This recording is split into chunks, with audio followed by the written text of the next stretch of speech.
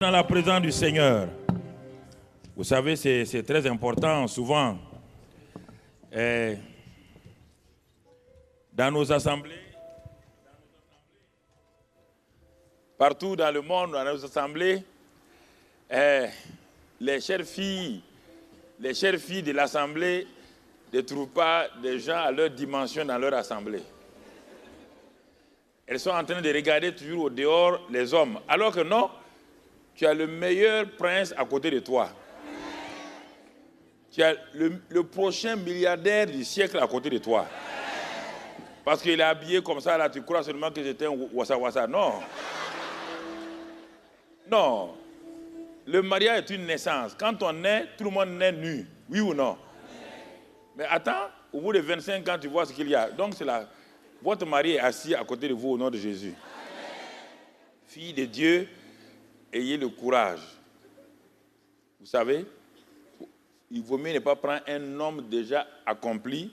Sinon, quand il sera accompli, quand il va commencer à se désaccomplir, tu auras des problèmes. Il vaut mieux prendre un homme avec qui il y a une croissance.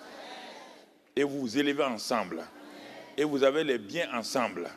Ça, c'est formidable. Ça, c'est très important, frères et sœurs. Et je crois que si vous faites cela, donc Dieu vous programme. Parce que si vous commencez ensemble, vous êtes sûr et certain d'aller loin. Ça, c'est important. Donc, ne regardez pas à gauche, à droite. Le gars que tu vois là, il ne ressemble pas à un champion. C'est un champion, hein. Il y a des champions qui deviennent des lampions. Non. Amen. Amen. C'est ça. Donc, regardez simplement. Nous rendons grâce à Dieu pour cette semaine, ces 3 jours du moins. Nous bénissons le Seigneur pour tout. Et nous allons commencer ce culte-là, matinal, simplement en méditant la parole de Dieu. Et comme hier, nous l'avons dit, nous avons parlé de la foi. Et ce matin, on va parler des héritiers par la foi. Nous allons parler sûrement du père de la foi. Et si nous sommes héritiers, cela veut dire qu'il y a un fils et un père de la foi. Et le père de la foi, ce n'est pas Dieu lui-même, non. Le père de la foi est un être humain. Le mentor de la foi, le leader de la foi, est un être humain appelé Abraham.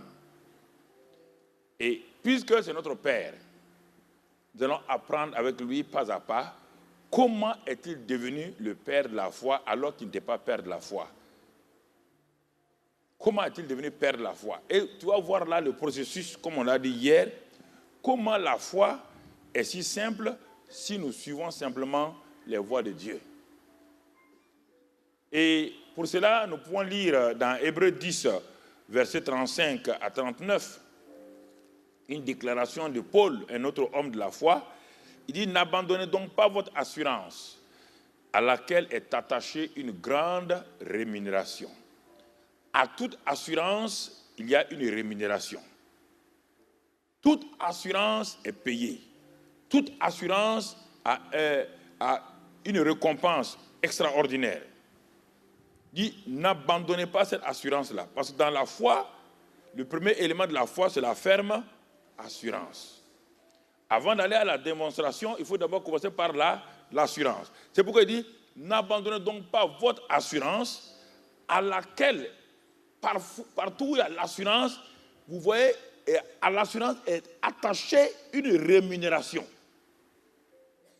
À toute assurance est attachée une rémunération. Donc cela veut dire que si je n'ai pas l'assurance, je ne dois pas m'attendre à une rémunération. Et la suite du verset nous dit, car vous avez besoin de persévérance. Assurance, j'attends une rémunération. Mais entre l'assurance et la rémunération, il y a des pas de persévérance. Des pas de persévérance. Pour aller vers où? Pour aller vers la rémunération. Le processus de la foi est si simple. J'ai un but. C'est le but de la rémunération. Rémunération dans quoi? Dans chaque domaine. Rémunération dans la guérison. Rémunération dans la fécondité. Rémunération dans la prospérité. Tout. C'est ça qu'on appelle la rémunération. Il y a une rémunération. Il y a un but. Il y a un objectif que je vise. Et tout commence par une assurance. Et cette assurance-là me permet maintenant, lorsque je rencontre des obstacles, de persévérer, de recommencer la même chose. Persévérer, c'est ça, recommencer le même acte, la même chose, même si ça ne marche pas aujourd'hui, je continue. Et la persévérance, il dit en ce moment-là, la suite du verset, regardons, quand tu prends la parole de Dieu, il faut la découper. Il dit, afin qu'après avoir accompli la volonté de Dieu, il a répété la même phrase, vous obteniez ce qui vous est promis. Assurance. J'ai une espérance d'abord. J'ai une espérance dans mon cœur. Mais Dieu me dit, l'espérance que tu vis là, c'est quelque chose de futur. Commence à avoir l'assurance. Quand tu as l'assurance, alors l'espérance là devient une rémunération. Ça va te donner le courage de persévérer. Parce que s'il n'y a pas de rémunération devant, tu n'as pas envie d'avancer. S'il n'y a pas de récompense devant, tu ne veux pas avancer. Donc c'est pourquoi il faut que tu aies une rémunération. Et cette rémunération s'appelle au début espérance. La foi est une ferme assurance des choses qu'on espère. Ça s'appelle d'abord espérance. Après, son nom devient rémunération. Quelque chose de réel que tu attends. Un objectif que tu vises. Mais tu dois commencer le premier pas dans l'assurance. Intérieure, l'assurance. Et quand tu continues, la persévérance. C'est pourquoi il dit dans Hébreux 11:6 que c'est par la foi et la persévérance qu'Abraham a obtenu tous ses résultats. Foi et persévérance. Alors, quand on voit ça, continuons la suite. Il est écrit il dit encore un peu de temps. Celui qui doit venir viendra et il ne tardera pas. Donc, là on te dit, ne t'inquiète pas. Si tu ne vois pas la chose se passer, il dit, il y a un élément de temps maintenant, on l'a vu hier avec les jeunes. Il y a un élément de temps. C'est pourquoi tu dois persévérer. Le temps va venir. Il y a un temps dans toute chose. Il y a le temps chronos, il y a le temps kéros, il y a le temps pléro. Le temps pléro va venir. Et quand il va venir, regardons la suite. Il dit encore, mon juste, c'est lui qui a été justifié. C'est pourquoi il y a l'assurance. On ne parle pas n'importe qui. C'est le juste. L'homme qui sait qu'il est devenu la justice de Dieu en Christ, 2 Corinthiens 5, 21. L'homme qui sait qu'il n'y a plus de condamnation en lui, Romains 8, verset 1. Et ensuite, Romains 8, verset 29, 30 et 31. L'homme qui sait qu'il n'est plus condamné, cet homme-là, il est dit, il vit par la foi. Ça veut dire quoi? Il fonctionne, il opère, il marche, il fait toutes choses par la foi. Mais s'il se retire, s'il donne dos à la foi, mon âme ne prend pas plaisir en lui, car Hébreux 11, verset 6 dit, sans la foi, il est impossible de plaire à Dieu. Alors, nous avons posé la base de notre message de ce matin pour que tu comprennes à partir de Hébreux 11, c'est Hébreux 10 là, 35 à 39. Et il dit, et fait une déclaration, mais car nous, le dernier verset qu'on n'a pas lu, mais nous ne sommes pas de ceux qui se retirent pour se perdre, mais de ceux qui ont la foi pour sauver leur âme. Nous refusons d'être hors sujet.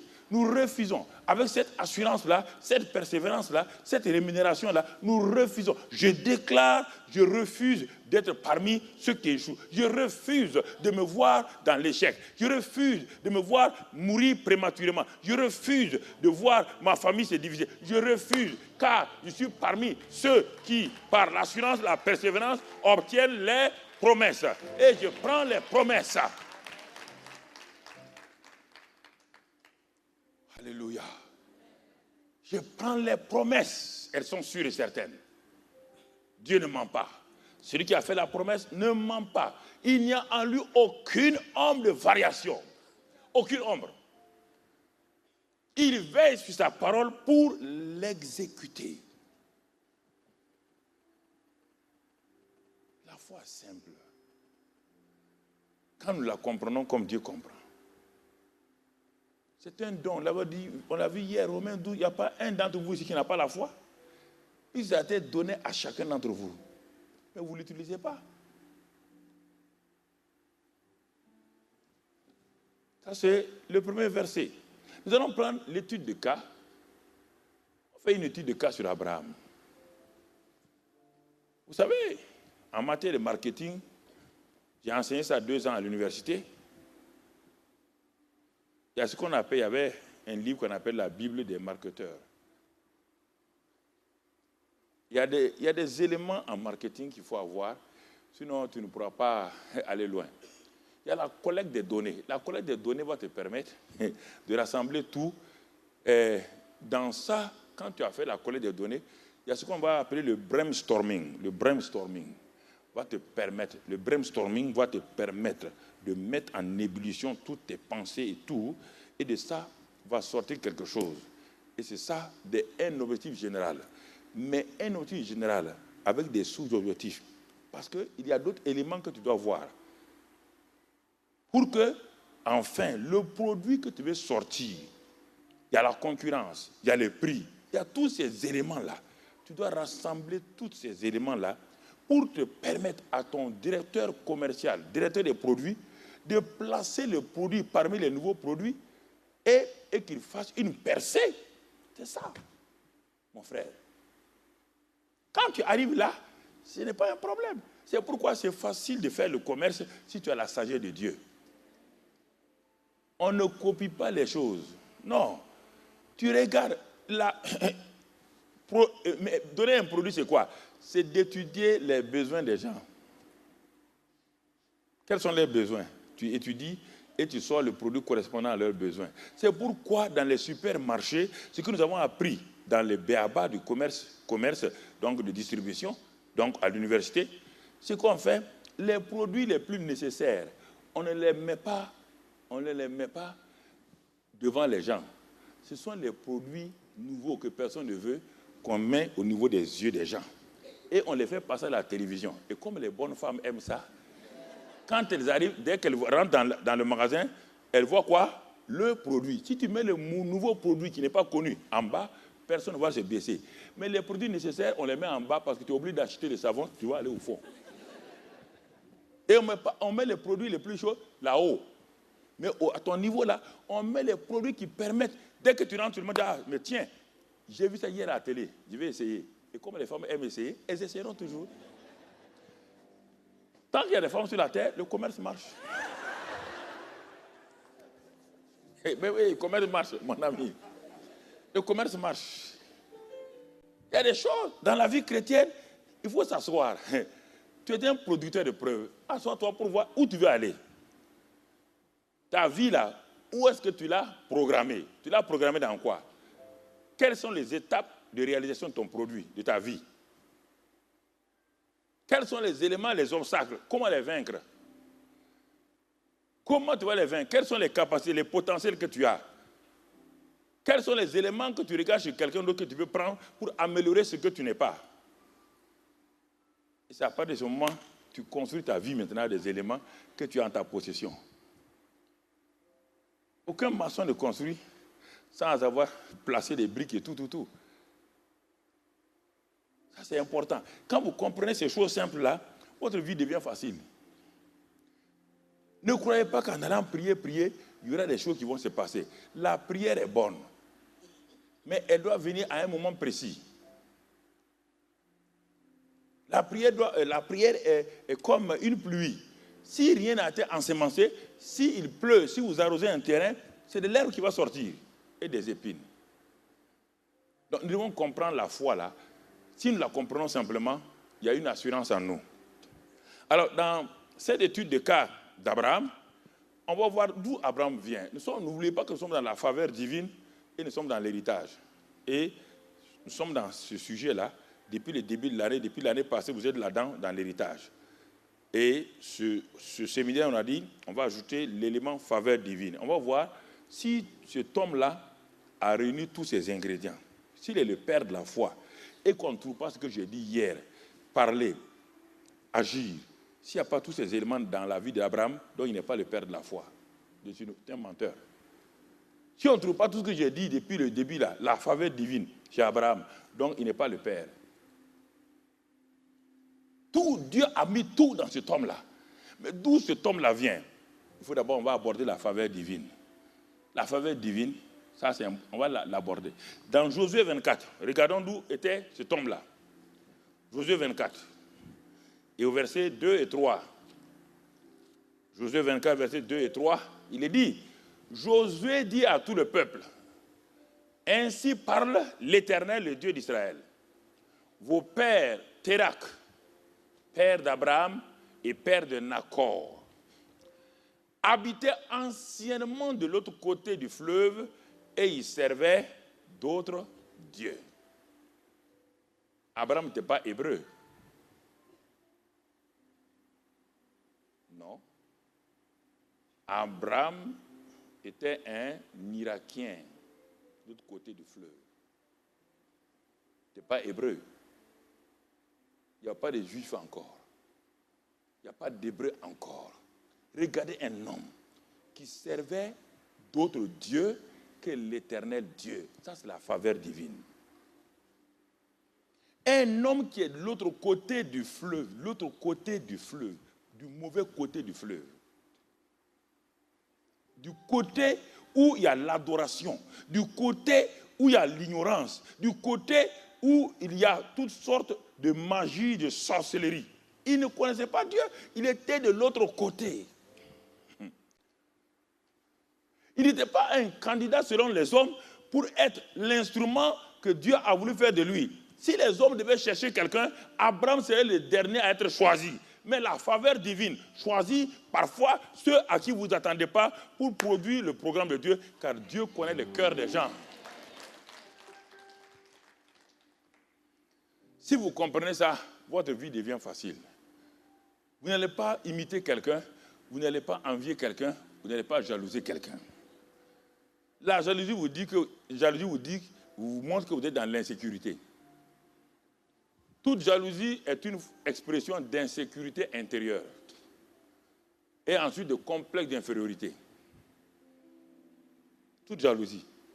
Vous montrez simplement que vous êtes dans l'insécurité et vous êtes rempli de complexe d'infériorité. Vous avez beau dire quoi que ce soit, non, votre homme intérieur a des problèmes. Vous pouvez être bien habillé, vous pouvez être un grand patron, mais votre homme intérieur a des problèmes. Donc, cet homme-là, de l'autre côté du fleuve, un adorateur d'idoles, un homme qui ne cherchait pas Dieu. Vous voyez bien, frère? C'est étonnant, c'est ça la faveur divine, c'est ça la grâce de Dieu. Et le verset 3, je prie. Vous entendez maintenant? Ça, c'est important. Ne lis même pas le reste. D'abord, arrête-toi à l'expression « je prie ». Là, dans cette faveur divine, un élément va sortir, ce qu'on appelle la souveraineté de Dieu. De façon souveraine, il va prendre Abraham. Pourquoi? Parce que la faveur, la grâce et la souveraineté de Dieu sont à l'origine de toutes choses. Mais si on s'arrête là-bas aussi, on va se planter. Tout vient de Dieu par sa souveraineté et sa grâce, mais ce Dieu-là va demander à ce que toi, dans ce que tu as reçu, tu participes avec lui à l'accomplissement de son plan. Le grand Dieu du ciel a besoin de toi un être humain. Sans toi, tous les plans du ciel ne peuvent se réaliser sur la terre. Quel privilège. Tant que vous n'allez pas accepter ce fait-là, Dieu ne peut rien faire sur la terre sans l'homme, car Dieu a dit qu'il a créé la terre pour les hommes, il a créé les cieux pour lui. Dieu s'interdit d'intervenir sur la terre. C'est illégal pour Papa bon Dieu de venir sur la terre s'il ne vient pas sous la forme d'un homme ou s'il ne passe pas à travers un homme. C'est illégal. Satan va lui dire, tu es illégal. Vous devez comprendre ça. Non, on dit, croise les bras, Dieu va venir. Dieu ne viendra pas. Si Dieu vient, il vient sous la forme d'un homme ou à travers un homme. Toujours. Papa bon Dieu ne peut pas rentrer dans la sphère de la création. Il va tout détruire. Il est obligé de prendre une forme, un morphos, une morphologie. Il est obligé de rentrer dans un être humain, de se limiter dans un être humain pour que les hommes puissent le comprendre, pour qu'ils puissent parler avec eux, communier avec eux. C'est illégal pour lui de venir, de mettre un pied sur la terre. S'il fait ça, c'est terrible. Donc c'est pourquoi dans tous les siècles, il a toujours cherché un homme, une femme disponible avec qui il va travailler. Et quand il a dit que les yeux de Dieu parcourent toute la terre cherchant les hommes dont le cœur sont entièrement... Il est parti trouver un petit païen assis de l'autre côté du fleuve. Un petit païen. Mais quand il regarde son cœur, il dit, cet homme-là, je peux tirer de grandes choses à travers lui. Soit cet homme-là au nom de Jésus. Soit cette femme-là au nom de Jésus-Christ. Soit cet homme en qui Dieu peut investir en toi et il ne perdra pas son investissement. Ah oui. Il va investir en toi et il ne perdra pas. Il peut dire aux anges, je parie que cet homme-là, cette femme-là, dans lequel je vais investir là, je vais avoir de la rétribution. Je vais avoir une rémunération claire. Et il le prie. Vous voyez bien, je prie. La grâce souveraine de Dieu prend les hommes. Je le prie et je prie votre père Abraham de l'autre côté du fleuve et je lui fis parcourir tout le pays de Canaan. Vous voyez les verbes? Je lui fis parcourir tout le pays de Canaan et ensuite je multipliais sa postérité et je lui donnais Isaac. Dieu est arrivé à sa fin avec Abraham. Maintenant, Isaac, le témoin, l'héritier, va continuer à faire ce que le Père a donné. Et nous sommes dans la position d'Isaac ce matin-là. Qu'est-ce qu'Isaac a vu avec son papa? Qu'est-ce qu'Isaac a vécu? Et ce que je vais développer avec vous en tant que fils, puisque Abraham est notre père. Il est le père des incirconcis, le père des circoncis. Il est d'abord le père des incirconcis avant de le père des circoncis.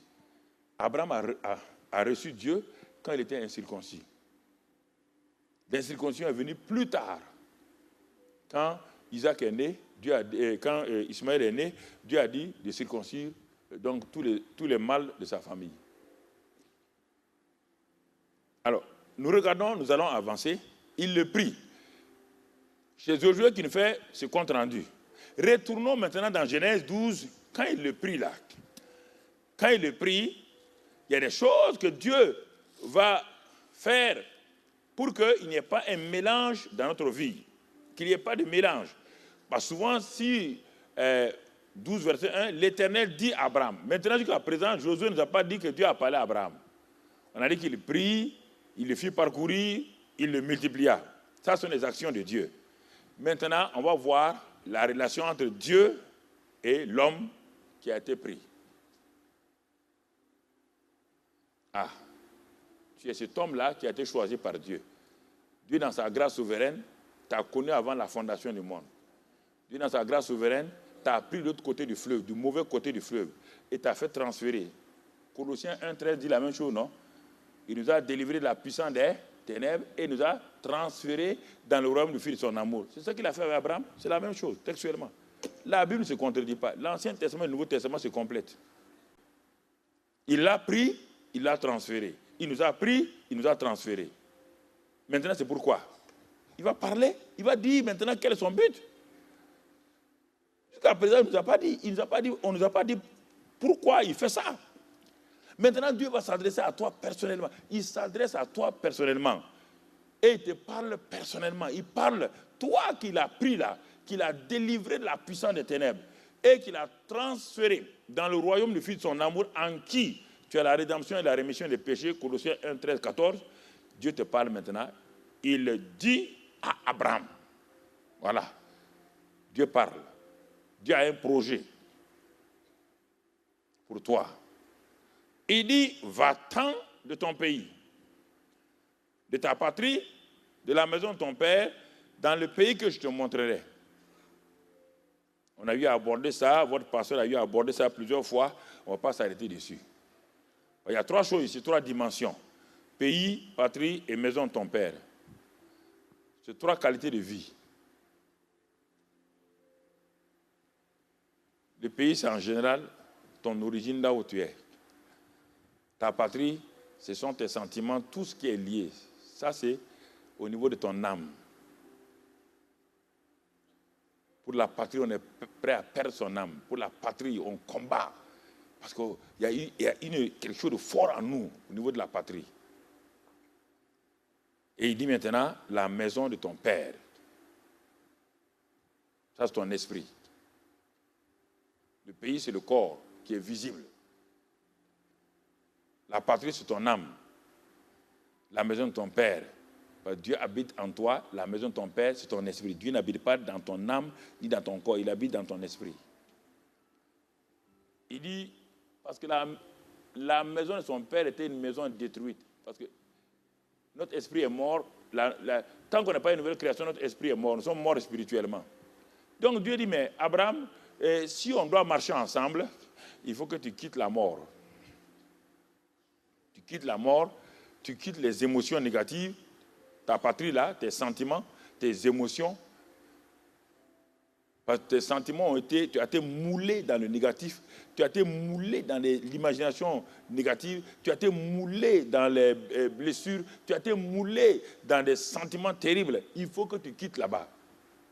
Sinon, tu ne peux pas réussir. Sinon, ton patriotisme va t'arrêter quelque part. Ton âme va t'arrêter quelque part. Parce que l'âme joue des sales tours aux gens. Voici qu'un chrétien, il est content, il est converti en Christ. C'est son esprit qui est régénéré. Son âme n'est pas transformée.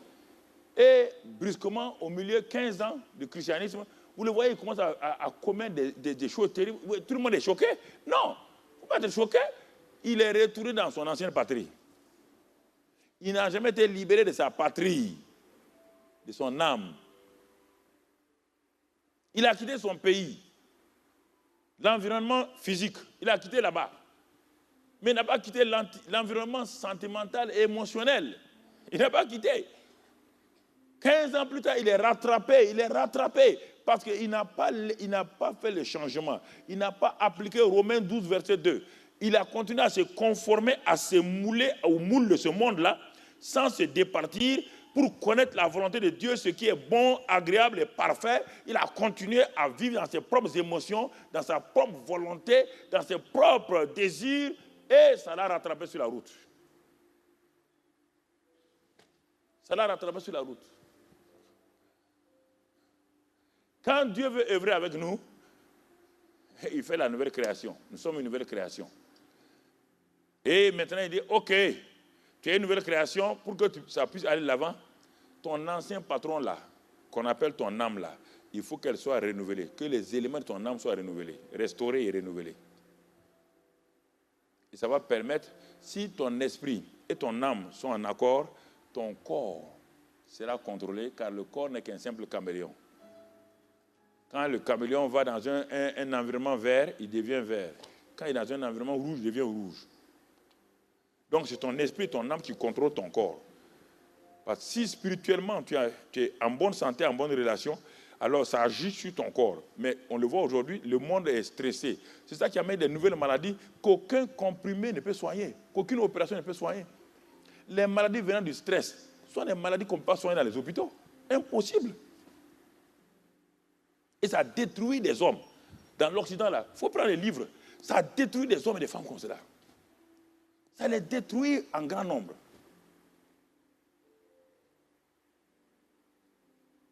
Pourquoi? Par le stress qui crée un problème sur votre âme, et votre âme n'étant pas bien équilibrée, votre esprit étant faible, parce que vous êtes un bébé spirituel, alors vous avez des problèmes. Votre corps subit, alors que le corps, il est limité. S'il est sous pression en permanence, il éclate. C'est pourquoi la tension monte, c'est pourquoi il y a plein d'irrégularités et que les médecins ne peuvent pas contrôler. On te dit, bon, on va faire ça, on va faire ça. En réalité, il ne peut pas contrôler parce qu'il y a un problème qui est intérieur à toi. Quand le stress baisse, tout de suite là, tout le corps dit, tout le corps rentre dans le repos. C'est des choses. Donc c'est pourquoi il faut entrer tout le temps dans le repos de Dieu. Ne te laisse pas subir les choses. C'est toi qui dois aller. C'est de l'intérieur que les choses sortent pour aller vers l'extérieur. Alors que la plupart des gens, ils laissent les choses extérieures venir les détruire. Comme le négatif vient du cœur, le positif vient du cœur. Jésus dit c'est de l'abondance du cœur que la bouche parle. Donc c'est de l'abondance du cœur aussi qu'il y a le mauvais et le bon. Il dit, par tout homme bon, produit bon fruit. C'est cela, c'est de ça que Dieu parle à Abraham ici. Parce que si tu ne quittes pas ça là. Mais Abraham, il est dit, quand il a dit sa deuxième chose, il dit, je ferai de toi une grande nation. Maintenant, les promesses sont là. Je ferai de toi une grande nation et je te bénirai.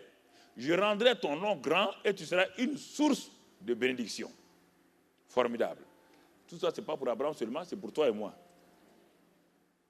Et je bénirai ceux qui te béniront, je maudirai ceux qui te maudiront. Ce n'est pas la peine de maudire les gens. Si tu es de la nouvelle création, quiconque te maudit reçoit sa malédiction. Tu n'as pas besoin de t'arrêter pour mal parler. Ne parle pas mal aux gens.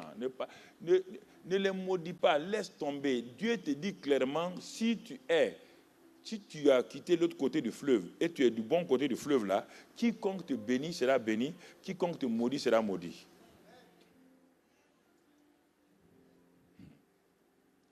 Et toutes les familles de la terre seront bénies en toi.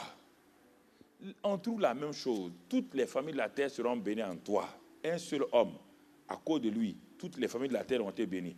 Le fils de cet homme-là, le fils spirituel s'appelle Jésus. Il s'arrête et dit la même chose. Si tu reçois la foi d'Abraham, si l'Esprit Saint en toi, le monde entier, tu dois être témoin dans le monde entier et tout le monde entier doit connaître Dieu à travers toi. Et là, tu refuses. Ce que Dieu a donné à Abraham, il nous l'a donné à nous. L'Ancien Testament est l'ombre. Et quand on voit l'ombre d'un arbre, vous savez que c'est un arbre. Quand on voit l'ombre d'un animal, vous savez que c'est un animal. Ça veut dire qu'un animal est en train de venir. La réalité n'est pas venue. Parce que l'ombre est représentatif de la réalité. Alors, si les Abraham ont été l'ombre, la réalité étant venue en Jésus-Christ, toutes les familles de la terre sont bénies en moi. Partout où je vais, quand je parle. Le problème, frères et sœurs, c'est qu'on est trop égocentrique, on est tourné sur nous-mêmes. On ne veut pas que les gens soient bénis. Et plus les gens sont bénis par toi, plus ta bénédiction augmente. Plus ta bénédiction augmente. Sois une source de bénédiction et ta bénédiction va augmenter. Alors, la Bible dit maintenant, verset 4, Abraham partit comme il voulait. Comme qui? Comme l'Éternel le lui avait dit.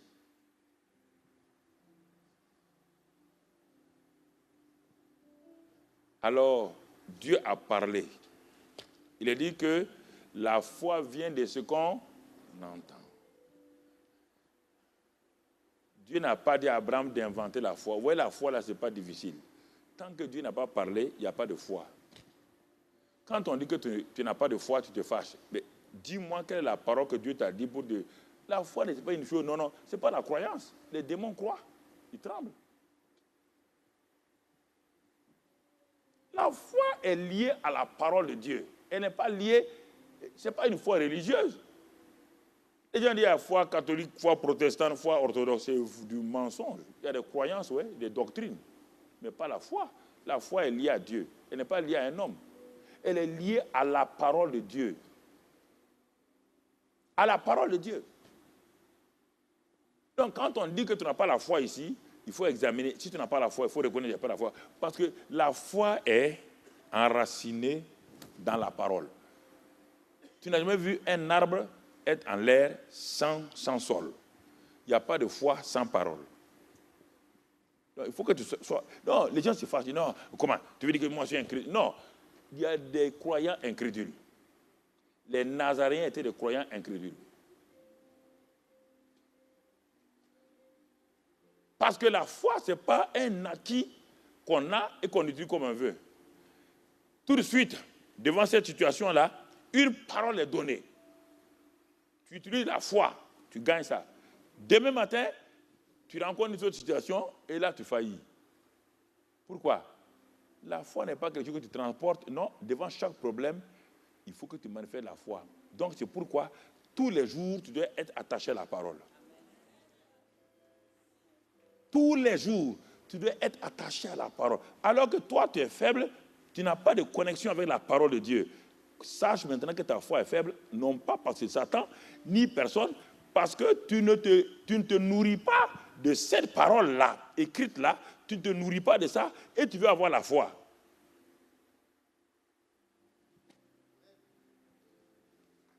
La Bible même est un livre étranger.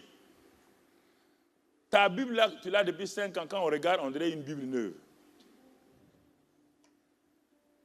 Chaque année, je change de Bible. Parce que ma Bible est remplie de révélations. Remplie de révélations. Tous mes messages, c'est là que Dieu me donne et j'écris. J'ai des piles de Bibles comme ça. Chaque année, j'ai une nouvelle Bible. Parce que j'ai mangé hier, c'est pour hier. En 2013, c'est pour 2013. 2014 est une nouvelle année. Il faut une nouvelle Bible.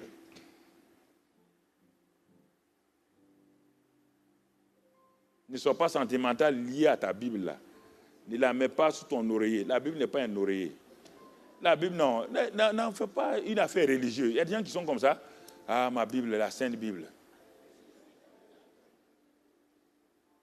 Vous savez, la Bible, les gens ont fait de la Bible ce qu'ils veulent. Les sorciers ont la Bible, les magiciens ont la Bible, tout le monde a la Bible. Mais il n'y a que ceux qui sont de l'autre côté du fleuve qui peuvent opérer sur la base de la Bible. Les autres, là, ils l'utilisent. Quand on voulait passer le baccalauréat, j'étais encore de l'autre côté du fleuve. Hein. Je ne connaissais pas la Bible. Il y a un de mes amis qui a dit, bon, hey, viens, on va aller consulter un gars là. Et il fait parler la Bible. Il dit, ah bon, moi je suis musulman. Hein. Il dit, non, ça ne fait rien, c'est pas une affaire de religion. Viens seulement, on est parti. Et ils ont pris un fil noir, ils ont mis dans la Bible, et puis toi tu tiens un bout, et l'autre tient l'autre bout.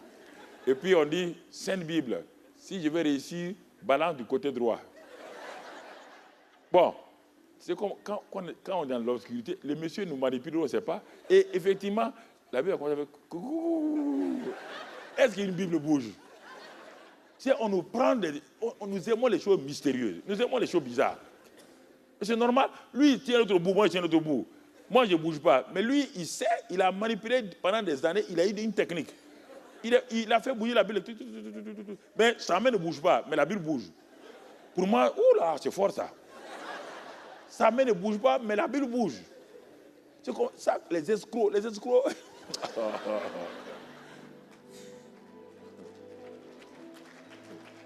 Il y a trop d'escrocs qui nous escroquent comme ça. Une fois, à Abidjan, à Yopougon, il y a un jeune prédicateur, comme il sait que parfois les femmes sont sensibles, il a dit à son adjoint là, mon type, on n'a qu'à chercher l'argent. Il dit, mais comment? Il dit, non, attends, j'ai une idée. Il dit, sur la chair là, on va mettre, pas du bois, parce qu'on va mettre un fer là, mais on va un peu couvrir tout juste. Bon, on va mettre des fils de courant en bas. Hein? Pas trop fort, hein? Quand je vais dire, maintenant l'onction est là. Qui veut l'onction? Je suis sûr qu'elles vont courir pour venir. Les femmes vont courir avant les hommes. C'est sûr, non, ne t'inquiète pas. Il dit, toi, derrière la maison là, tu regardes bien, il a fait un trou. Tu mets le courant là un peu seulement. Je vais leur dire d'enlever les pieds. Parce qu'ici, c'est un lieu saint. C'est un lieu saint. On ne marche pas des chaussures. Et comme elle croit à tout ça là, ce n'est pas un problème. Effectivement, quand il prêche, il dit maintenant, l'onction est là, l'onction, power. Qui veut ça? Les femmes là sont venues. Il dit, hey, enlevez vos chaussures. C'est un lieu saint. Est-ce que vous savez, quand Dieu parlait à Moïse, il a dit, c'est un lieu saint, non? Il dit oui. Ils ont dit oui. Donc, c'est un lieu saint ici. Montez, monte ma soeur, monte. Maintenant, attends, je vais prier. En ça, il regarde le type là-bas. Il dit, 2, 3, 4, feu. Et le type là, il met fume. Il y a l'onction.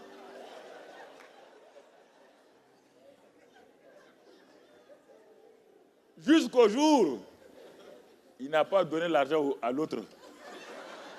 L'autre a dit, je vais te dénoncer. Tu es un pasteur escroc. Tu bouffes l'argent sans me donner. Je vais dire à tout le monde que tu mens. Et il l'a dénoncé. Pourtant, l'église était remplie de gens comme ça.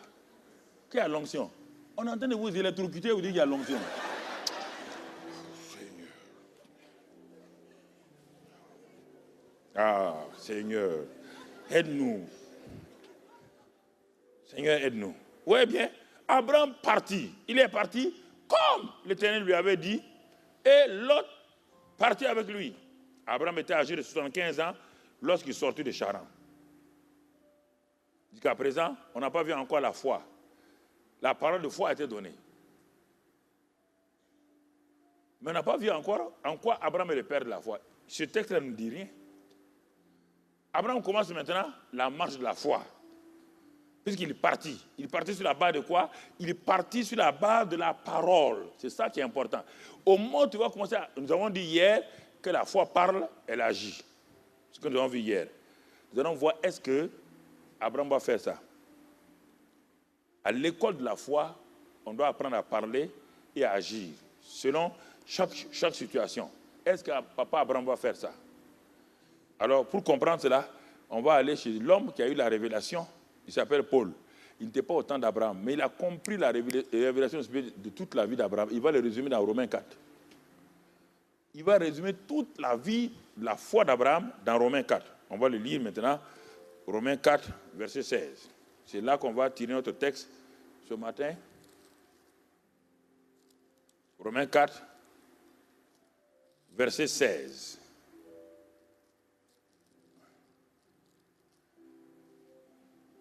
Il est écrit là-bas que c'est pourquoi les héritiers le sont par la foi. C'est là-bas que nous avons tiré le titre de notre message ce matin, héritiers par la foi. Les héritiers le sont par la foi pour que ce soit par grâce. Vous voyez bien, foi et grâce sont liés. Foi et la loi ne sont jamais liés. Parce que la loi te demande des efforts. La foi, tu reposes sur la grâce. Donc, il est dit, pour que ce soit par grâce, afin que la promesse soit assurée à toute la postérité, non seulement à celle qui est sous la loi, mais aussi à celle qui a la foi d'Abraham, notre Père, à tous, selon qu'il est écrit. Le verset 17 est important. Ce verset 17-là correspond dans la vie d'Abraham à quelle partie de la vie d'Abraham? Est-ce que quelqu'un peut me dire ça? Abraham a commencé dans Genèse 12. Dieu lui a parlé. Dieu lui a fait une promesse. Mais malgré ça, 24 ans plus tard, Abraham est toujours au niveau 0 concernant l'enfant. Maintenant, cette partie de Romains 4, 17, Paul n'est pas retourné à Genèse 15. Genèse 15, Abraham eut confiance en l'Éternel et Dieu a ouvert un compte, il a fait une imputation comptable, il lui a donné la foi là-bas. Mais regardez, Genèse 16 a annulé toute la foi d'Abraham. Genèse 15, il est dit que quand Dieu a dit à Abraham de sortir, je vous ramène ça pour vous rappeler, le combat de la foi est quelque chose d'important que vous devez saisir. L'homme, il a entendu la voix de Dieu. Il est parti comme Dieu lui a dit. Premier combat, il arrive en Égypte, et en Israël, en Canaan, il y a la famine. Son corps a réagi. Il est parti en Égypte. En allant en Égypte, son âme a réagi en vendant sa femme. Le corps et l'âme ont réagi. Dieu le protège, il sort de là-bas. Maintenant, il est en train d'apprendre qu'il a fait une erreur. Il va avec Lot. Et Lot, qui veut dire voile, sa chair, Dieu a dit de partir sans quelqu'un de sa famille, mais il a amené Lot, le voile. Le voile va lui créer un problème. La chair nous crée un problème. Dieu dit de séparer. La marche de la foi doit se séparer de la chair. Il se sépare donc de Lot. Quand il se sépare, Dieu lui lève les yeux maintenant, regarde nord, sud, est, ouest. Tout ce que tu vois là est à toi. Mais Dieu ne parle pas de sa vision naturelle parce que le nord n'a pas de fin. L'est n'a pas de fin. Si Dieu te dit regarde là, il te demande de regarder spirituellement. Alors que l'autre a regardé physiquement, il a vu la plaine de Sodome et Gomorrhe. Mais quand Abraham a regardé, il n'a pas vu un pays. C'est pourquoi il dit qu'il est parti, il n'a pas eu de pays. Abraham a vu l'éternité. Dans l'éternité, tout est compris. C'est pourquoi Abraham a eu un sein. Il y a une partie du ciel que Dieu appelle le sein d'Abraham. Tu comprends maintenant? Mais le sein d'Abraham a été vidé à la résurrection de Jésus. Tout ce qui était là-bas était prisonnier. C'est ça que certains ont appelé plus tard avec d'autres noms. Qu'on doit être gardé quelque part avant d'aller. Non, ça c'est avant. Avant que Jésus ne vienne. Dès que Jésus est venu, il a vidé tous les saints d'Abraham. Le jour de la résurrection, les saints sont défilés dans la ville de Jérusalem. Ils sont tous ressuscités. Ils sont partis de l'autre côté. Il faut dire ce petit texte de Matthieu, là, tu vas comprendre. Le saint d'Abraham n'existe plus. Dès que Jésus est venu, le saint d'Abraham n'existe plus. Mais on continue. C'est Abraham là, il continue. Et Dieu, il est découragé. Et dans la main de la foi, il y a des temps, quand on est népios dans la foi, il y a ce qu'on appelle le temps de découragement. Il était découragé, il était couché un jour, et il y avait sa tente au-dessus de lui. Et quand vous êtes couvert par une tente, vous ne voyez pas loin. Et il commence à avoir des pensées sombres. Il dit à Dieu, bon, ok, Dieu, j'ai compris. Élisée de Damas, mon serviteur sera mon héritier. Dieu dit non. Il faut que l'héritier vienne des entrailles de Sarah, ta femme. Dieu dit, sors de ta tente. Il y a des moments où Dieu veut que tu sortes. Parce que les pensées obscurantistes que tu mets sur toi là, c'est ta tente comme ça. Ça t'empêche d'entendre, de voir la gloire de Dieu. Dieu dit, sors de ces situations. Sors de ton âme. Il sort, Dieu dit, lève les yeux. Il lève les yeux, il dit, regarde les étoiles. Il dit, compte-les, si tu peux les compter. C'est un exercice spirituel, ce n'est pas physique. Compte-les. Quand il a commencé à compter, à un moment donné, Dieu dit, ok. Dieu dit, tu as vu, non? Ta postérité? Il dit, oui. Et Abraham eut confiance en l'Éternel. La Bible dit, Dieu le lui imputa à justice. Il quitte cet endroit dans la joie, mais il n'est pas un homme enfermé encore. Il rentre chez lui et il trouve maman et Sarah à la porte qui l'attend. Il dit, oh, chérie, Dieu m'a parlé. Alors, vous voyez deux personnes. L'un vient d'avoir une révélation, l'autre est assise à la maison, dit Dieu m'a parlé, car Dieu m'a rendu stérile.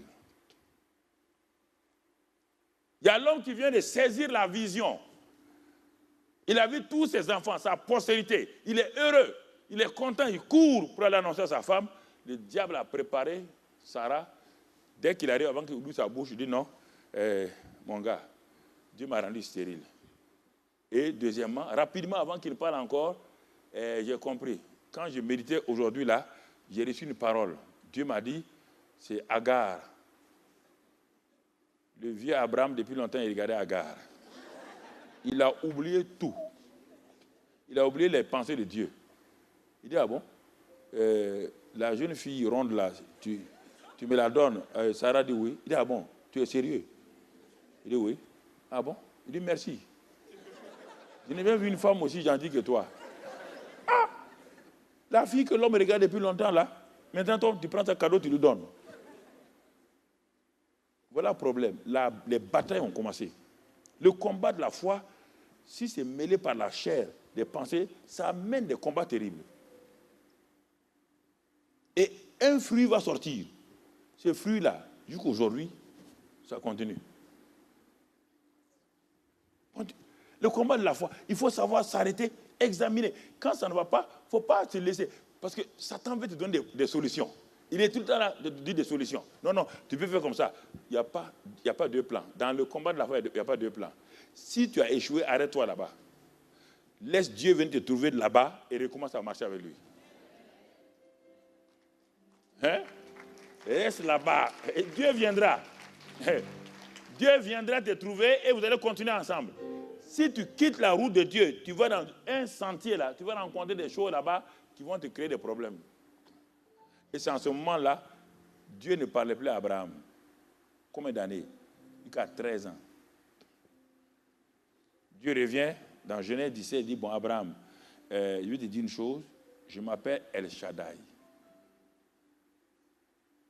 C'est un nom que tu ne connais pas, je vais te le dire. Ce n'est pas Dieu tout puissant seulement, Dieu tout suffisant ayant la mamelle d'une mère. C'est ça El Shaddai. Tout suffisant, je n'ai pas besoin qu'on m'aide. Dans la marche de la foi, j'ai besoin de ton obéissance et non pas de ton aide. N'essayez pas d'aider Dieu pour accomplir les choses. Participez simplement, soyez son partenaire. Il est suffisant en tout. Il te demande, voici, marchons ensemble. Il dit maintenant, voilà, j'étais établi, j'ai fait une nouvelle alliance avec toi, j'étais établi père d'une multitude de nations. Et je vais changer ton nom, je vais te donner une nouvelle identité. Ton nom ne sera plus Abraham, je vais mettre dans ton nom le nom d'Abraham. En hébreu, il y a le nom même de Dieu. Il a inclus le Ham que vous entendez là, simplement Abraham. Il y a simplement un H en français. Mais ce H là, c'est le nom de Dieu. Dieu fait alliance avec toi. C'est ça la nouvelle création. Dieu fait alliance avec toi et il fait alliance avec Sarah. Il dit maintenant, à partir de maintenant, les nouvelles choses vont commencer. C'est à partir de là que Romains 4, là, c'est à partir de Genèse 17 que Paul va se baser parce que maintenant, Abraham est entré dans une phase de maturité. Il a quitté la phase de népios. Il va entrer maintenant dans le ouios. La nouvelle création ouios, pas népios. Mais ouios. Et en ce moment-là, Dieu vient lui rendre visite dans Genèse 18 avec des anges. Dieu dit qu'il est un ami de Dieu. Dieu ne veut rien faire sans révéler à Abraham ce qu'il va faire. C'est de ça que Paul parle dans Romains 4. Paul prend à partir du verset de Genèse 17 là, il dit aussi au Romains 4, 17, j'étais établi père d'un grand nombre de nations. C'est de ça que votre pasteur vous parle comme héritage là. C'est-à-dire qu'il y a un héritage qui est déjà là. Je t'ai établi, père. Voici ton héritage. Tu es père d'un grand nombre de nations. Voilà ton héritage. Voilà ton héritage. Mais cet homme à qui on parlait là, avec Sarah, il n'a même pas un enfant. Et Dieu lui parle, il dit, d'un grand nombre de nations. Voilà ton héritage, Abraham. Tu es père d'un grand nombre de nations. Tout commence là. Et Paul va nous montrer comment ça va se passer. Alors, si notre père a fait comme cela, le fils, tel père, tel fils, dans 1 Jean. Regardons ce que papa Abraham a fait pour que tu puisses savoir, tu es fils d'Abraham par la foi en Jésus-Christ. Alors, comment la foi opère ici? Si tu vas dans Genèse là, tu ne verras pas. C'est Paul qui a eu la révélation comment la foi opère de façon parfaite. Et il nous donne ça ici. Premièrement, cet homme qui a été établi père, il a été établi, pas un futur. Hein. Pour Dieu, Abraham est déjà père d'un grand nombre de nations. Pour Dieu, tu es déjà héritier et tu as un héritage. Ne regarde pas physiquement aux choses. Abraham n'a pas un enfant avec Sarah. Il n'a pas d'enfant avec Sarah. Mais Dieu déclare, quand Dieu déclare une chose, la chose est déjà faite. Elle est accomplie. Quand il dit par ses meurtrissures vous êtes guéri, tu es déjà guéri. Même si les symptômes sont là. Même si les symptômes sont là. Un homme avait un cancer à la face. Le cancer a grossi comme une grosseur, tout ça là, une grosseur. Les médecins ont dit on ne peut pas opérer. Si on opère, c'est fini. Parce que ça va envahir tout le corps. L'homme s'est assis. Il a regardé attentivement l'enseignement de la parole. Et un jour, il méditait. Il est tombé sur Philippiens 2, 13. Dieu produit en vous le vouloir et le faire selon son bon plaisir. Alors, quel est le bon plaisir de Dieu par rapport à mon cancer? Il faut que tu saches cela. Quel est le bon plaisir de Dieu? C'est que Dieu veut que tu sois guéri et en bonne quoi? Voilà, c'est ça qu'il faut trouver d'abord. Puis on dit que Dieu produit le vouloir et le faire. Il produit le vouloir et le faire selon son bon plaisir. Quel est le bon plaisir de Papa bon Dieu pour toi? Quelle est sa volonté? Si tu connais ça, c'est ce qu'il produit. L'homme a commencé à aller s'arrêter devant son miroir. La grosseur était comme ça, ouais, là, sur le visage. Il s'arrête, il dit, hey, il monte, il parle à la grosseur là. Tu entends? Dieu qui est en moi, je suis chrétien. Il produit son vouloir et son faire selon son bon plaisir. Et son bon plaisir, c'est que par ses meurtrissures, je suis guéri. Donc, tu meurs, je te dis, tu ne peux pas rester sur moi. Car Christ a déjà porté cette tumeur à la croix de Calvaire. Il a commencé à parler. Au début, les gens croyaient que c'était faux. 1 mois, 2 mois, 3 mois, toute l'assemblée voyait que la grosseur partait. 3 mois, toute la grosseur est partie sans aucune trace. Ta bouche te crée problème ou t'élève. Ça c'est important, frères et sœurs. Très important. Dieu donne ça aux chrétiens pour que chez eux ils puissent agir. Parce que le pasteur ne peut pas lui seul dans une assemblée comme cela prier pour les gens. Mais Dieu distribue les choses pour que toi-même tu puisses à la maison faire ton propre repas. C'est ça. C'est ça la foi. Vous voyez là? Qu'est-ce qu'Abraham a découvert? C'est Abraham là. Paul nous dit ici qu'il a découvert quelque chose chez Dieu. Mais dans Genèse, on ne voit pas ça. Mais avec le recul et la révélation, Paul a vu ce qu'Abraham a vu. Mais pourtant, dans Genèse, on ne voit pas ça. Qu'est-ce que Paul a vu? Qu'est-ce qu'Abraham a vu?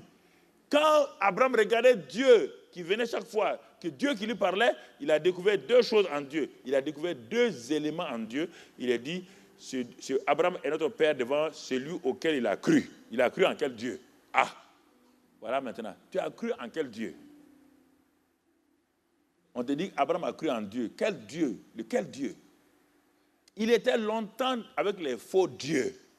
Maintenant, il a le vrai Dieu. Mais qu'est-ce qu'il a découvert dans ce vrai Dieu-là? Il a découvert quoi? 2 choses.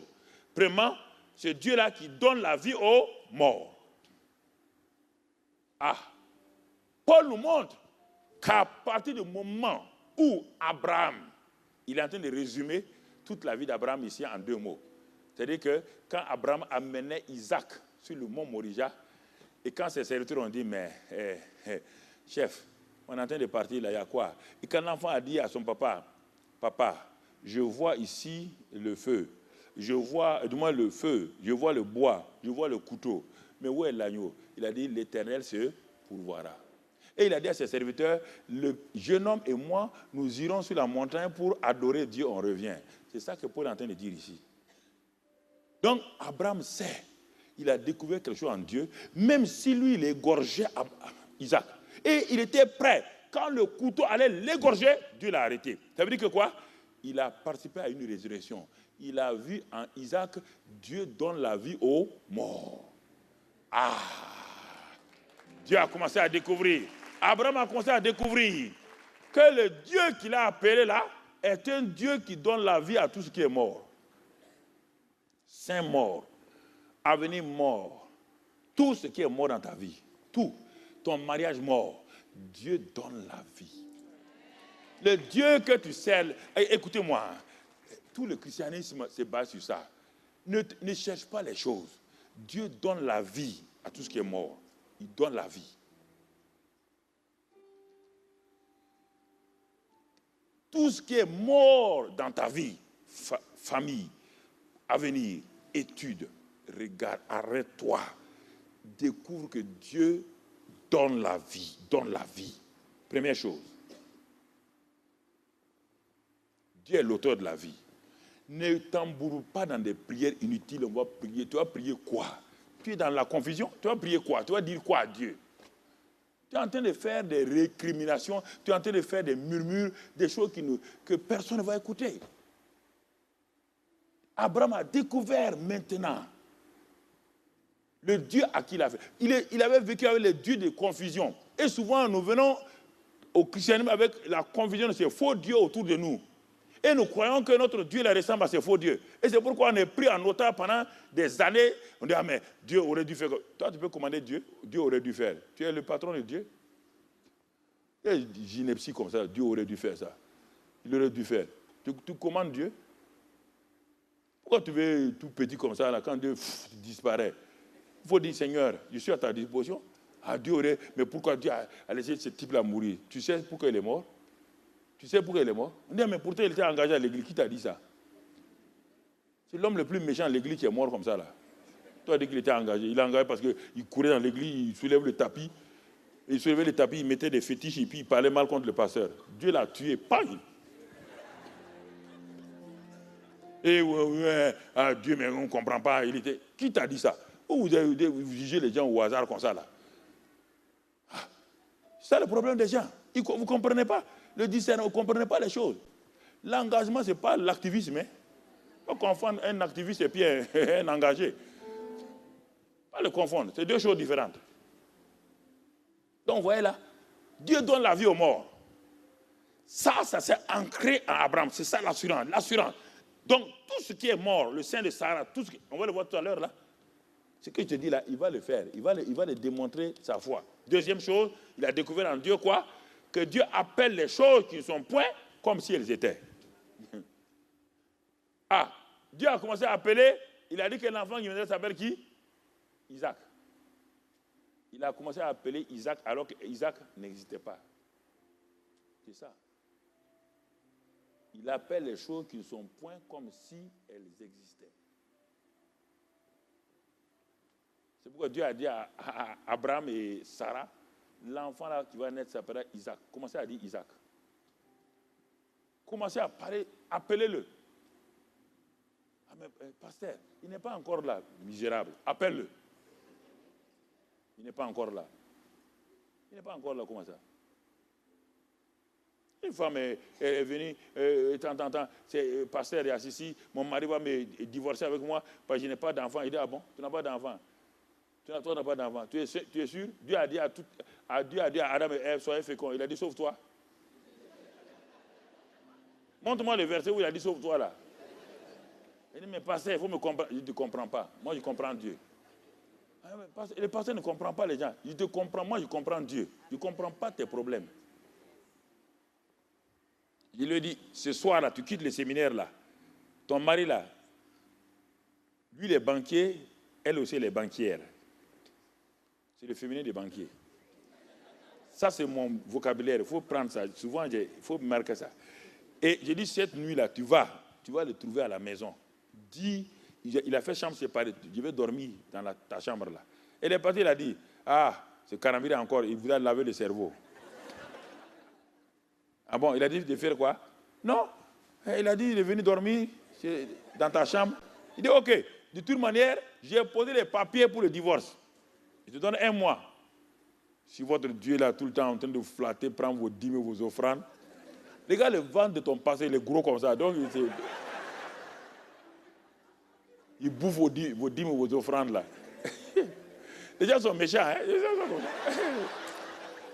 Mais pourtant, quand ils me voient en vidéo, ah, pasteur, pasteur. Et moi, je sais qu'il a dit que mon ventre est gros.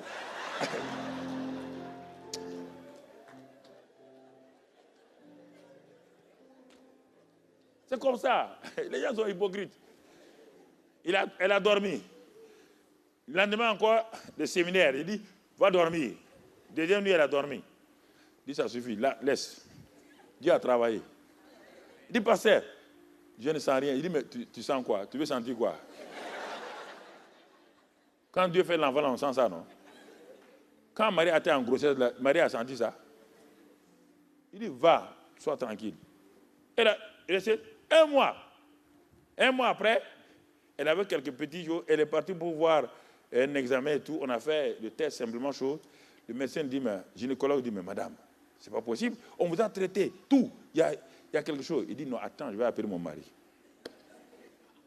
Elle vient et dit, le gynécologue là, je ne vais pas dire son nom parce que si je passe à voir lui, il dit, ils sont allés.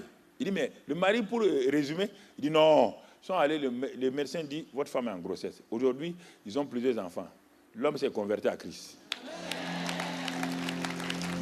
Écoutez, la parole. Une autre femme, mon mari va divorcer, Ne parle pas que ton mari va divorcer. Si tu parles, tu vas divorcer ton mari avant les papiers. Toi-même, tu as déjà divorcé ton mari avant que le juge ne fasse des divorces. Ne dis pas ça. Mais pourquoi? Ah, j'ai pas d'enfant. Ça fait 12 ans qu'on est ensemble. Et alors, Sarah avait combien d'années? Qu'est-ce que tu veux? Ah, pasteur, je veux un enfant. Bon, prépare deux comment on appelle, les 2 berceaux, jumeaux. Pasteur, un c'est bon, jumeaux. Tu vas rattraper ton temps, jumeaux. Les gens croient que c'est amusement. Écoutez, quand je dis ça là, je parle de la part de Dieu. Je ne m'amuse pas. Jumeaux. Elle est partie, elle a fait 2 berceaux posés. Le mari vient, Il dit, ah bon, tu vas aller offrir des cadeaux aux gens? Il dit, non. C'est des berceaux pour mes enfants. Il dit, ah, pasteur Karambé, on doit l'arrêter. Non, on doit l'arrêter. Parce que ce gars-là, il est en train de détruire les foyers. Comment une femme si intelligente que toi, diplômée, tu vas aller faire 2 berceaux alors que tu n'es même pas enceinte? Et le docteur a dit que tes trompes sont fermées. Trompes fermées. Dieu a débouché la mer rouge. Il peut pas déboucher les trompes. Pourquoi les gens sont comme ça? Pourquoi les gens sont comme ça? Il dit, hey, va faire les layettes. Avant, les layettes, là, va acheter. Va acheter les habits. Va dans un supermarché, achète des cheveux pour le bébé. Ah, le mari ne paraît plus. Sûrement, il dit, sa femme est folle. 2 mois plus tard, la femme est en grossesse. On n'est pas de voir, c'est des jumeaux. Et il y a plein de gens comme ça qui m'ont insulté, qui viennent dans mon bureau pour se repentir des grands. L'autre jour, avant de quitter, là, un monsieur me traitait de fou, de quoi. Il a eu des problèmes avec tous ses enfants.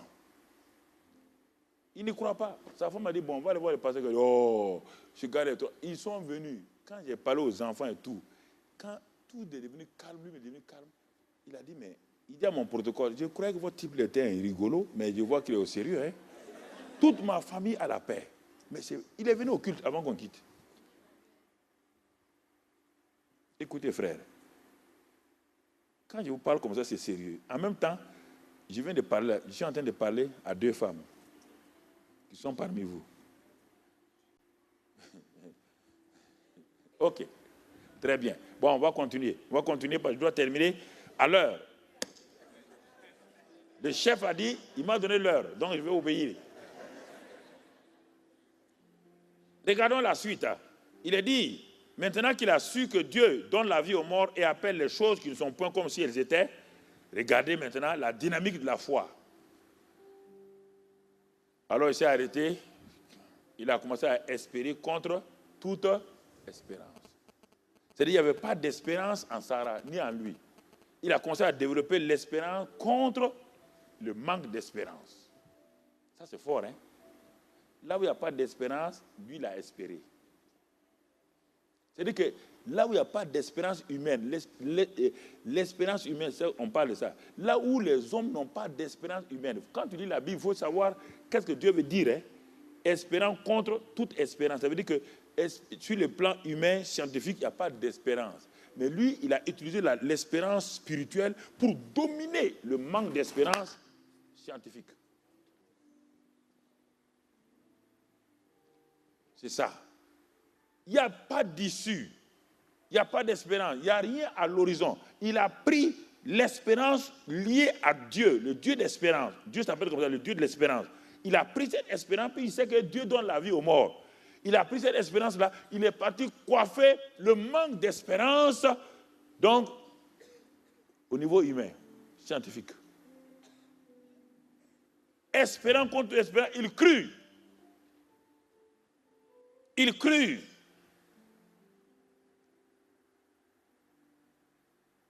En sorte qu'il devint père d'un grand nombre de nations selon ce qui lui avait été dit, telle sera ta postérité. Il a commencé d'abord par l'espérance. Parce que la foi est une ferme des choses qu'on... Alors, si tu n'as pas, si l'espérance n'est pas claire, si c'est flou, tu as un problème. Lui, il a scellé l'espérance là clairement. Il a dit à sa femme, il y a de l'espérance. Nous allons partir, il y a de l'espérance qu'on ait un enfant. Premier pas. Deuxième pas, il a dit, et sans faiblir dans la foi. Comment je peux ne pas faiblir dans la foi? On te donne le résultat ici. Quand Dieu parle, il te donne la solution. La solution est devant toi. Comment on ne faiblit pas dans la foi? C'est en ne considérant point que son corps était déjà usé, puisqu'il avait près de 100 ans et que Sarah n'était pas en état d'avoir des enfants. Voilà comment on refuse de considérer, de prendre en considération les choses physiques, les choses que tu vois à tes yeux. On ne les nie pas. Nier et considérer, c'est différent. Il y a des gens qui nient. Non, je ne suis pas malade. Je suis pas malade. Tu es malade. Ne dis pas que tu n'es pas malade, tu es malade. Mais appuie-toi sur la parole. Nier quelque chose et ne pas considérer quelque chose, ça veut dire quoi? La chose est là, mais tu prends une autre chose supérieure pour contrôler la première. La loi de l'aérodynamique contrôle la loi de la gravitation, la loi de la pesanteur. C'est ça qu'on te dit. On n'a pas dit de nier. Il y a des gens qui nient. Non, je ne suis pas malade. Je ne suis pas malade. Tu es malade. Tu es malade. Mais maintenant, ne mets pas tes yeux sur la maladie. Proverbe 4, 20 dit quoi? Il dit que tes yeux soient fixés sur la parole. Fixe tes yeux sur la parole. Fixe tes yeux sur la parole. Et mets-la dans ta bouche. Josué 1, 8 et Proverbe 4, 20 jusqu'à 22. Parle, parle, regarde et parle. Il ne considéra point que son corps était déjà usé et puisqu'il a près de 100 ans et que Sarah n'était plus en état d'avoir des enfants. Il n'a pas considéré. Il n'a pas regardé les rides de Sarah. Il n'a pas regardé sa faiblesse. Il n'a pas comptabilisé.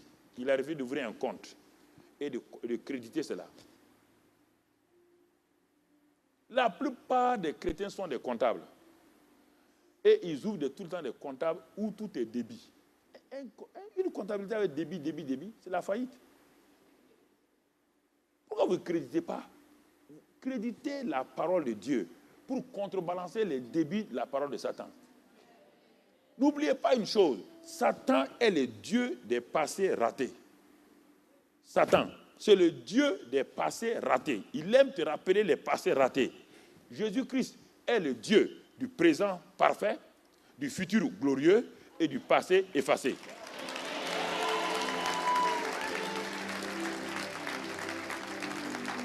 Tu entends? Quand il se présente quelque part, il a un glorieux avenir pour toi. Mais avant de te donner le glorieux avenir, il fait quoi? Il efface ton passé. Et tu donnes un présent parfait et tu dis maintenant on avance.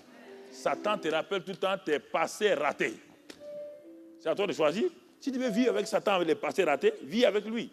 Mais si tu veux vivre avec Jésus-Christ, alors tu verras que tu as un futur glorieux, tu es dans un présent parfait et que tes péchés, les choses anciennes sont passées. C'est cela, quand tu regardes Dieu, il faut développer ça. Quand tu regardes Dieu, regarde-le avec des yeux, non pas des yeux naturels. Regarde-le, il ne considéra pas. Et enfin, qu'est-ce qu'il fait? Vous voyez bien? Il ne douta point par incrédulité. Parce que la peur et le doute vont ensemble, et ça crée l'incrédulité. Il ne douta point par incrédulité au sujet de la promesse de Dieu, mais il fut fortifié par la foi. Vous voyez bien, il y a deux expressions. Faiblir dans la foi, et ici maintenant, fortifié par la foi.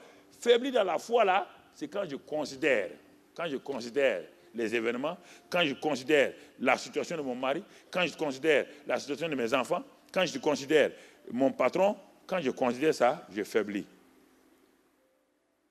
C'est ça qui amène la faiblesse.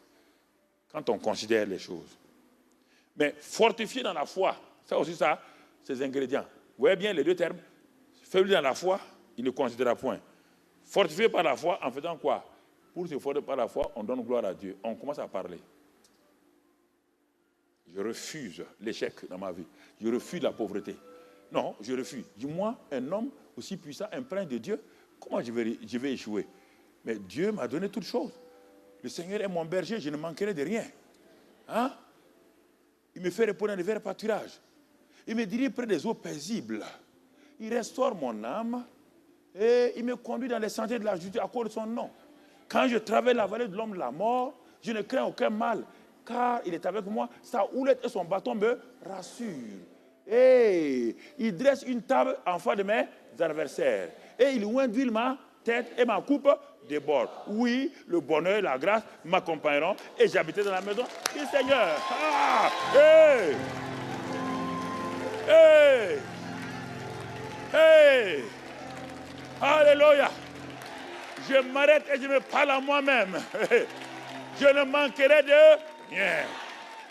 Rien. Satan, menteur comme ça. Menteur, menteur, menteur, menteur. Je ne manquerai de rien. Il est mon berger. Ah! Quand Satan entend ça, il met sa vienne queue entre tes têtes et puis il s'en va. Mais si tu t'arrêtes, oh pauvre de moi, ah, encore aujourd'hui, Une journée noire. Toi-même, tu es déjà noir. Si tu ajoutes la noirceur sur toi encore, c'est grave. Les gens ont un langage, mon frère. Hein? Il fut fortifié par la foi, donnant gloire à Dieu. Il donne gloire à Dieu. Il donne gloire à Dieu. Donne gloire à Dieu. Quand tu as fini de parler, parle en langue. Parle en langue. Il est dit fortifié par la foi. Il est dit édifié par la foi. C'est le même mot. Édifié par la foi. Édifié par la foi. Énergisé par la foi. Fortifié par la foi. Quelle foi? Parle la parole de Dieu et parle le langage de Dieu. Parle la parole de Dieu. Arrête-toi, parle. Parle à toi-même. Parle à ton homme intérieur. La foi vient de ce qu'on entend. Mais quand tu parles en langue, ça monte à un niveau supérieur. Commence à parler. Parle en langue. Développe ton langage de parler en langue. Développe ça. Parle. Parle. S'il veut te décourager, frère, parle en langue. Parle en langue. Parle en langue. Si quelqu'un veut te parler, parle en langue. Si on veut te saluer, parle en langue. Si on dit, parle en langue. Chokabrahandoho. Rita kabrabahondo. Lo sikibrihindaha. Dekendroto. Parfois, je parle, mais tu parles à qui? Moi, je parle à quelqu'un. Je ne suis pas un fou là. Makabrohondo skoridaha. Dekendroto ho mahambahando skori imbri and the bahai clocky biscohanda brain the hide. Endokro makandlo brabaha. Likindoskori kabraha bahondo and up hodo hishindi. Ah, kindokoro behind the boskori hambaba. Nekaba abahanda skori. Rataki, Moko, Bakaraba, Ohama Sukudi became the Bobo the Skyda. Rada Kembe, hey, Ora, Makandro, hey, Koro Kembe, hey.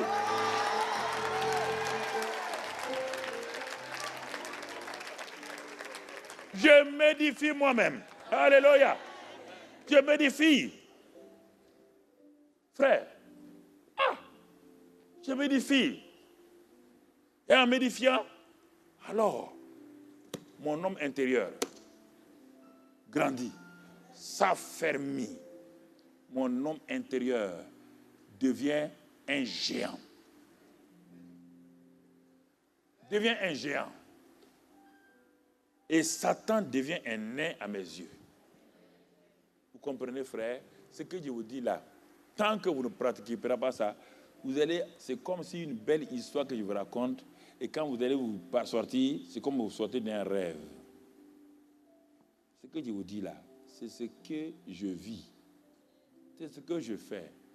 Quand j'ai compris la puissance de la parole parlée, de l'action et tout, c'est un peu long, je vais m'arrêter là pour que vous compreniez ces choses, fille de Dieu, fils de Dieu. Le Seigneur vous aime, vous avez de la valeur à ses yeux. Comprenez ces vérités-là et vous allez marcher dans la victoire. Il n'y a rien qui soit impossible à votre foi. Rien. Tout est possible à celui qui croit. Acceptez cette vérité-là. Mais tant que vous n'allez pas mettre en pratique, vous ne verrez pas s'accomplir. Tout le temps, vous allez douter. Vous allez reporter. Et la proscranisation devient votre héritage. Remettre à demain. Remettre à demain. Il n'y a pas de demain. Le demain est fabriqué par toi-même. Dieu dit que je m'appelle je suis. Dieu n'est pas le Dieu de demain. Il est je suis. Demain, quand tu te lèves, c'est quoi? C'est aujourd'hui. Hein? Quand toi tu parles de demain, là, quand tu vas te lever demain, ça s'appelle quoi? Aujourd'hui. Il n'y a pas de demain. Crée ton présent maintenant. Crée ton présent. Pose tes mains sur les choses. Pose tes mains. Parle.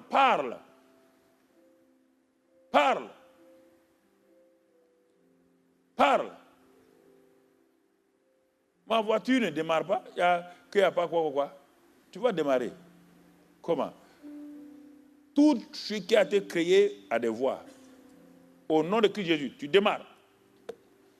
Il y a des choses que je fais, ça peut être la folie pour les gens. Mais si tu ne fais pas ça, ton essence est finie en pleine brousse. Si tu ne parles pas de ta voiture, tu vas faire quoi? Mon ami, un dernier témoignage pour terminer. Mon ami, il voyageait brusquement, il a une panne en pleine brousse. J'avais enseigné ces choses-là. Il a une panne. Son pneu arrière là, dégonflé. Il s'arrête, il voit, il n'a pas de pneu de rechange. Il a commencé à murmurer. Il s'est rappelé qu'on peut parler. Il a regardé s'il n'y a personne autour de lui. Mais c'est à lui de choisir. Il est en pleine brousse. S'il reste là-bas, quelque chose peut lui arriver. Un animal peut venir l'attaquer. Qu'est-ce qu'il a fait? Il est parti là, il a posé, il s'est baissé, il a posé la main sur la roue dégonflée là. Il dit, roue maintenant, au nom de Christ Jésus, je commande que tout ce qui est défaut, maintenant, je te commande que maintenant, tu reviennes, tu sois rempli d'air. Et puis il a posé sa main, il n'ouvre pas les yeux. Écoutez-moi, frère, il s'appelle Richard. Quand il a levé les mains, il a vu, comme la route était là. Toute sa vie a changé. Non, tu n'applaudis pas parce que tu ne crois pas. Écoute-moi, hein, je suis un homme intègre. Je ne vais jamais venir te faire de la flatterie. Je n'ai aucun intérêt. Aucun intérêt de venir te mentir. Et ne me dis pas aussi que c'est le diable qui a mis l'air dans sa roue. Le diable ne dépend jamais de quelqu'un. Si tu as un diable qui dépend des gens, toi et moi, on ne peut pas s'amuser ensemble. Parce que c'est ça. Beaucoup de choses sont comme cela. Il y a 2 ans, on a fait un repas pour 800 enfants. On a nourri plus de 2000. On a amené des cadeaux, 800 cadeaux. Les cadeaux sont multipliés devant toute la foule à Noël. Toute la foule. Les gens ont crié. Les cadeaux. On remettait les cadeaux c'est quoi, des chaussures aux gens. 800. J'étais moi-même là. Le miracle, c'est pas. D'abord, la nourriture s'est multipliée. Deuxièmement, les cadeaux. Là, il y avait plus de 1500 enfants avec leurs parents. 800 cadeaux. On a donné à chacun. Et tous ceux qui ont servi ont eu le reste. Que Dieu te bénisse. Que ta grâce soit sur toi. Ta paix soit avec toi.